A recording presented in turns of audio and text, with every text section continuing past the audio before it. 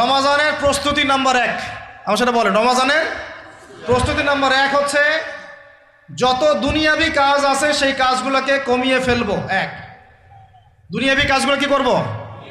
মানে দুনিয়াবি যত কাজ, যত ব্যস্ততা যা আছে এগুলোকে কমায় নিয়ে আসবো, যাতে রমজান মাসে আমাকে বেশি বাইরে দুনিয়াবি প্রয়োজনে বাইরে বের হইতে না হয়, বেশি ব্যস্ততা আমাকে দুনিয়ার জন্য না করতে হয়।